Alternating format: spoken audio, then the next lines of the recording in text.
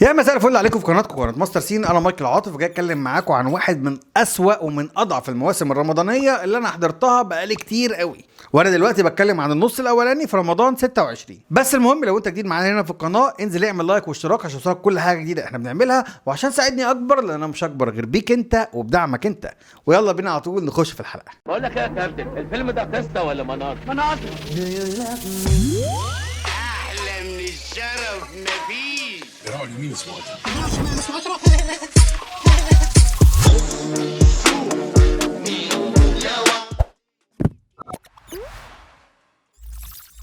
اتفرجت على اول حلقه من مسلسل الموناليزا، لقيت مي عمر قاعده مع عمرو اديب وبتقول انها قتلت وكمان جمعت بين زوجين. مستني بقى البوكس يخش في ظهر الاستوديو وياخد مي عمر ويمشي، لكن لقيتها بتقول مونولوج وهي عامله البوكر فيس المشهور جدا بتاعها، مفيش ولا رياكشن يوحد ربنا. فبصراحه لقيت نفسي مش قادر اتفرج على المسلسل، لكن عشان اكون صريح معاكم انا اتفاجئت ان المسلسل فعلا ليه شعبيه كبيره جدا، فممكن ابقى اديله فرصه لكن بعد رمضان. واتفرجت على اول حلقه من علي كلاي، لقيته قاعد بيعمل صفقه مع ناس صينيين وبيكلمهم بالبلدي، بيقول لهم ادي الجمل وادي الجمال، وعمال يكشم للرجاله اللي جايه من الصين، هوب راحوا موافقين على الصفقه. فبصراحه قررت ان انا ما اتابعش المسلسل في وقت رمضان، ممكن ابقى اتابعه لو قدرت بعد رمضان. وبرده شفت اول حلقه من مسلسل الكينج بتاع محمد امام، لقيته في اول حلقه بيحرق ايد واحد بدون اي مبرر، تصعيد غير منطقي. فقلت لا بقى المسلسل ده عايز رؤى ومش ينفع اتفرج عليه مع الولاد، خليه برده بعد رمضان. واتفرجت على اول حلقتين من مسلسل افراج، لكن بصراحه انا ما كنتش مشدود قوي للقصه بتاع الراجل اللي قتل عيلته كلها، ده غير ان لقيت السياق الدرامي مش مناسب خالص لجميع افراد الاسره، خصوصا ان معايا اطفال، فقررت اجل المسلسل لبعد رمضان. اما بالنسبه لمسلسل المداح، اتفرجت على اول 4 حلقات وعملت فيديو صغير عنه على التيك توك، وجالي كومنتات موتتني من الضحك. وطبعا اللي انا قلته في الفيديو هو ان المداح خلاص خسر قوته، لكن هترجع له خلال المسلسل وهيكسب الشياطين زي ما احنا متعودين، وهينتصر على الجن وكل حاجه. كان في ناس كتير جدا موافقاني في الكلام وعاجبها الكلام، وفي ناس كانت منتقداني بشده، لكن في العموم محدش يقدر ينكر ابدا ان المسلسل المداح واحد من المسلسلات اللي ليها مشاهدين كتير جدا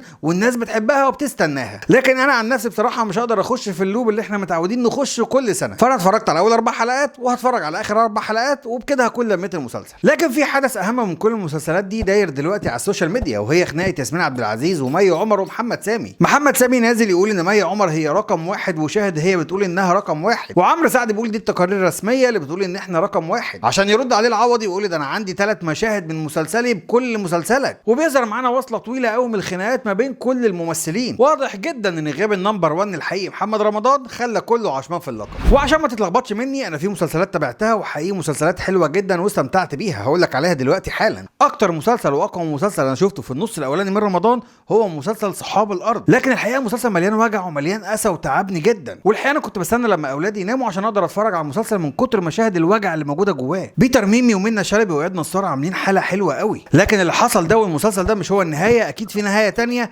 هيكتبوها الابطال بتوعنا، والنهايه مش هتكون في المسلسل، النهايه هتكون على ارض الواقع. اما بقى في المسلسلات الدراميه فعجبني جدا مسلسل عين سحريه، الحقيقه ان باسم السمره عامل اداء ولا اروع، وعصام عمر نضج نضوج كبير جدا. اي نعم المسلسل كان فيها فوات، لكن احنا ممكن نعديها له في نص الحاجات الحلوه اللي كانت موجوده، زي مثلا الشنطه اللي وقعت من توحه، وان استاذ زكي هو اللي متفق مع توحه وتوحه خان اللافلي، دي مش جايه معايا. اعتقادي الشخصي انها اتلمت كده في اخر حلقه عشان الناس كانت زعلانه جدا من القفله الساذجه بتاعت الحلقه الثامنه، لو انا فاكر صح وهي كانت الحلقه الثامنه، لكن المجمل الناس كلها كانت زعلانه ان الشنطه وقعت وانها كانت مقفوله قفله ساذجه جدا. غير كده المسلسل حلو من ناحيه التمثيل، اذا كان باسم سمره، محمد علاء، عصام عمر، الاخراج حلو والتصوير حلو والموسيقى جميله، كل الحاجات والتفاصيل التانية اللي موجوده في المسلسل حلوه جدا، باستثناء ان انا اتفاجئت جدا بشخصيه زكي في الحلقه الاخيره اللي هو باسم سمره، يعني كنت مستني منه حاجه تانية، لكن في المجمل المسلسل حلو، لو ما شفتوش مهم جدا تروح تتفرج عليه. والحقيقه انا عايز اقول لك على حاجه، مش عارف انا هكون ببالغ وانا بقولها ولا لا، بس عصام عمر فكرني بشويه باداء الاستاذ الكبير جدا عادل امام. عارف الحته الميكس اللي كان بيعملها عصام عمر لما بيبقى عايز يعيط وبعد كده يبتسم،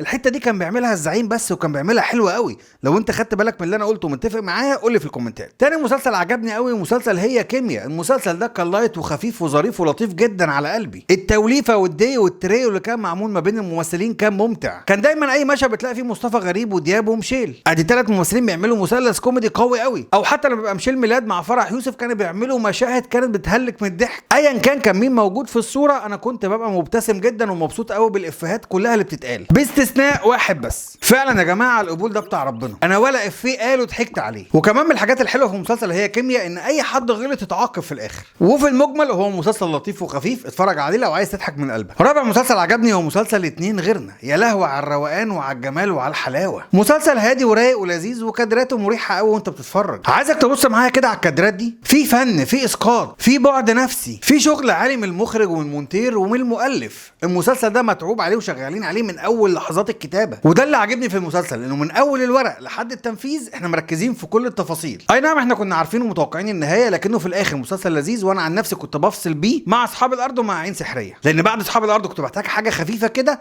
وبعد عين سحريه كنت محتاج اتفرج على هي كيمياء. اخر مسلسل شفته وعجبني لكني لسه ما خلصتوش هو مسلسل كان يا مكان بتاع ماجد الكدواني ويسرا اللوزي. الحقيقه انا فاضل لي تقريبا 4 أو 5 حلقات، لكني مش قادر افهم لحد دلوقتي الاستاذه يسرا اللوزي عايزه ايه في المسلسل. عموما انا مش هقدر احكم عليه دلوقتي، هخلصه واقول لكم رايي النهائي فيه ايه. لكن اللي انا متاكد منه ان كده كده مفيش حاجه هتعدي مسلسل اصحاب الارض، وما اعتقدش برضه ان هو ممكن يعدي عين سحريه. اما بالنسبه للنص الثاني في رمضان، انا اديت بصه سريعه كده كذا مسلسل. مبدئيا مسلسل متر سمير بادئ بدايه كويسه وعجبني وخفيف ولطيف وظريف. نفس الكلام ينطبق على بابا وماما جرام، برضه حلو ولطيف وتقدر تشوفه مع الاطفال والاسره. اما الاقوى بالنسبه لي هو حكايه نرجس، واداء ريهام عبد الغفور وحمزه العايلي لحد دلوقتي واخد عناية واخد قلبي. عرض وطلب شفت منه حلقه واحده لكني مش قادر احكم عليه، حاسس ان هو مأساوي قوي زياده عن اللزوم. هنشوف بعد كده الحلقات التانية هتقول ايه، لكن لحد دلوقتي الاقوى في النص التاني حكايه نرجس، وانهي بقى الكوميدي اكتر دي هنعرفها مع الحلقات اللي جايه. وكمان اتفرجت على مسلسل النص شفت منه حلقتين لحد دلوقتي خفيف ولطيف، اتمنى انه ما يقلش عن النص الاولاني لان هزعل جدا لو ده حصل. وبس كده، مستني رايكم، مستنيكم تقولوا لي شفتوا ايه في النص الاولاني وعجبكم، وشفتوا ايه في النص التاني وهتقرروا ان انتوا تتابعوه، وايه اللي انا ما شفتوش وتنصحوني ان انا اشوفه. شكرا ليكم واشوفكم على خير في مراجعات تاني جايه كتير.